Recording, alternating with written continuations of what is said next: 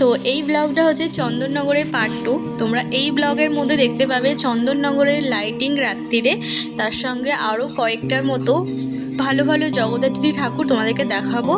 আর এই যে কাকুকে তো দাদাই এখন টাকা দিয়ে দিচ্ছে, তো কাকু তো অনেকগুলোই আমাদেরকে ঠাকুর দেখালো। এবার আমরা নিজেরাই পায়ে হেঁটে ঠাকুরগুলো দেখবো। তো ফার্স্ট আরও একটা প্যান্ডেলে চলে আসলাম। তো চলো, এই প্যান্ডেলটাও খুব সুন্দর হয়েছে। এর সাথে সাথে প্রতিমাও কিন্তু খুব সুন্দর লাগছে, দূর থেকেই দেখতে পাচ্ছি। আর দেখো এখানেরও কিন্তু ঠাকুরটা খুবই বড় হয়েছে, দেখতেই পাচ্ছ।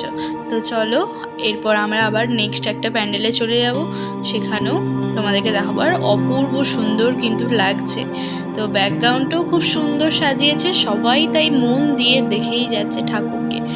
তো চলো নেক্সট মণ্ডপের দিকে যাওয়া যাক।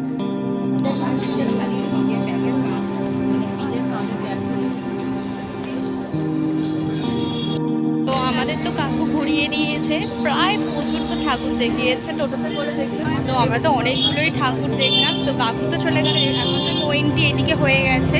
তো এরপর হেঁটে হেঁটেই দেখবো।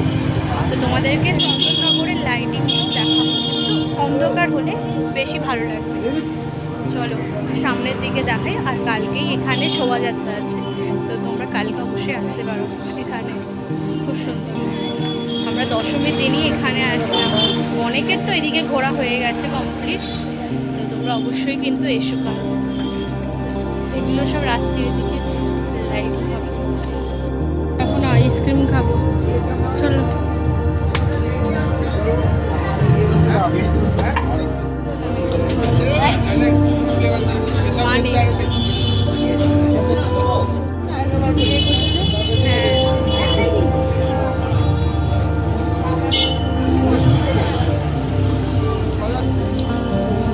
আইসক্রিম খেতে খেতেই আমরা চলে আসলাম দৈবকপাড়া মণ্ডপে।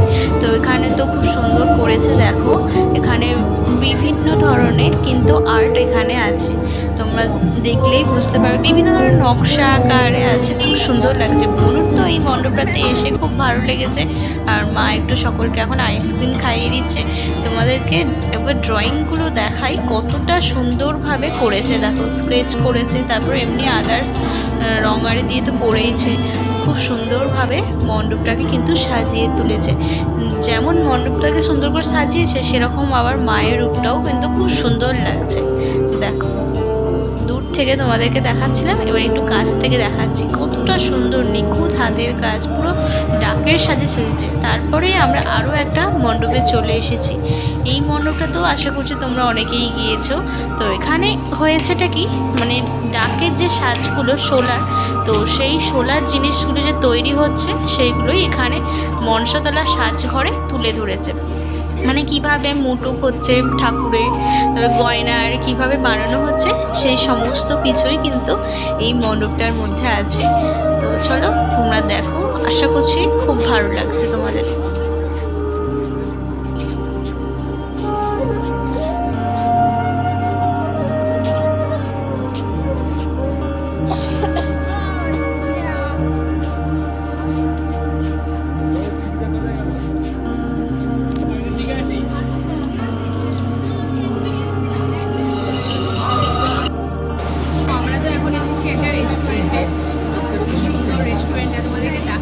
চিকেন বিরিয়ানি দুটো নিয়ে বানিয়েছে, তার সঙ্গে আবার যেখানে বসে আছে সেটাও কিন্তু পাশে।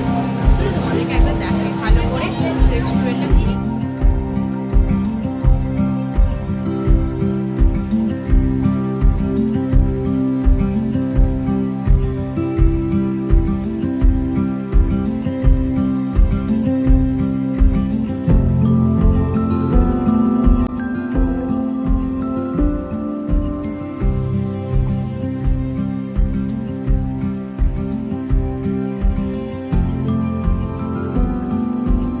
তো এখানে আছে এটা আলু বিরিয়ানি, আর এখানে মিক্স ফ্রাইড রাইস, তার সঙ্গে চিলি চিকেন, এখানেও সেম আছে।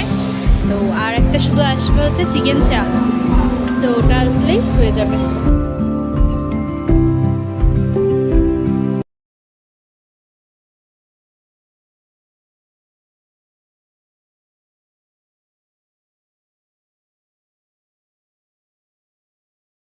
তো আমাদের তো হয়ে গেছে খাওয়া দাওয়া, এখন এবার আরও সামনে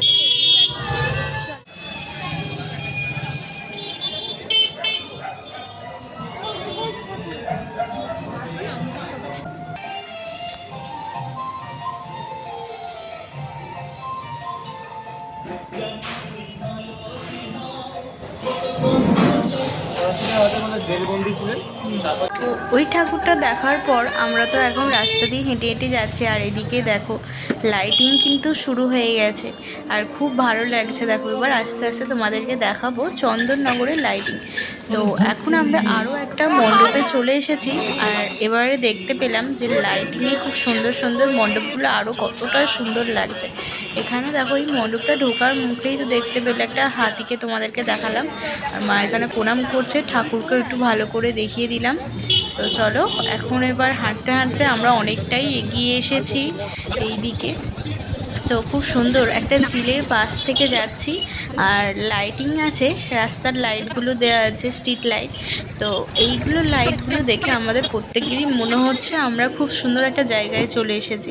এরপর আমরা একটু গিয়েছিলাম চার্চে, ওখানে চন্দননগরে চার্চ ছিল, একটু একটু প্রণাম করলাম, প্রণাম করে তারপর আবার এই দিকে চলে আসলাম। এরপর আমরা দুটো ঠাকুর দেখব, বাগবাজার আর বড় বাজার। তো এই দুটো ঠাকুর দেখেই তারপর আমরা সামনের দিকে আবার এগিয়ে যাব। আর লাইটিংটা কত সুন্দর লাগছে।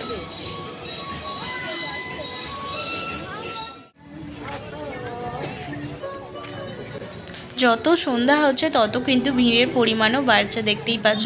তো আমরাও তো দুপুর দুপুর এসে কিন্তু অনেকগুলো ঠাকুরই দেখলাম। যদি এই সময়টা বেরোতাম ভীষণ ভিড় থাকতো, আর আজকে যেহেতু দশমী আরও ভিড় হতো। তো এই একটা ফেমাস জায়গা যেখানে অনেকেই কিন্তু ভিডিও বানিয়েছে, তো আমিও বানাচ্ছিলাম। তো চন্দননগরের লাইটিং বলে কথা, একটু সুন্দর বানাতেই হবে। আর সামনেটা দেখো গেটটা কতটা সুন্দরভাবে সাজিয়েছে, দেখতেই পাচ্ছ। তো আমরা আরও একটা মণ্ডপে চলে এসেছি। এই ঠাকুরটাও দেখো কতটা সুন্দর, পুরো ডাকের সাজে সেজেছে। তো এখানে প্রত্যেকটা ঠাকুর কিন্তু খুব বড় বড় বিশাল, আর মাথা উঁচু করেই দেখতে হবে। আর ওপরের লাইটিংগুলোর জন্য আরও বেশি ভালো লাগছে, কত সুন্দর লাগছে দেখো ঠাকুরকে। তো আমরা শেষ পুরো এটা চন্দননগর স্টেশনের গায়েই ছিল একেবারে। তো এই মণ্ডপটাও দেখে নিলাম। চলো তোমাদেরকে ভেতরে নিয়ে যাই, কতটা সুন্দর লাগছে তোমাদেরকেও দেখাই। চলো।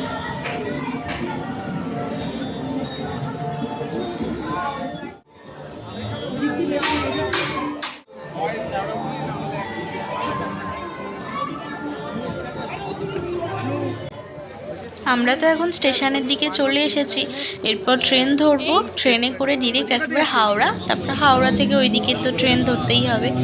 তো চলো টাটা করে এখন ফিরছি। তো আবার পরের বছরে যখন ঠাকুর দেখতে আসবো তখন।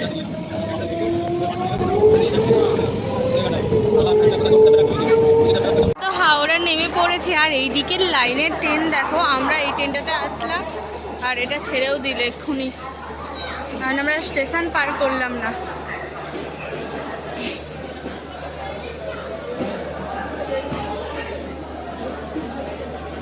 খুব ভালো ট্রেন সার্ভিস।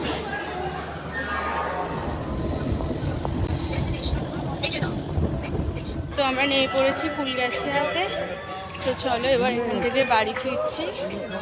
তো এখানেই আজকে ব্লগটা শেষ করছি, কালকে আবার দেখা হচ্ছে একটা নতুন ব্লগে। ততক্ষণের জন্য টাটা, সকলে সুস্থ থাকবে, সাবধান থাকবে। পরবর্তী ব্লগের জন্য অবশ্যই বের করো। টাটা টাটা করে দাও।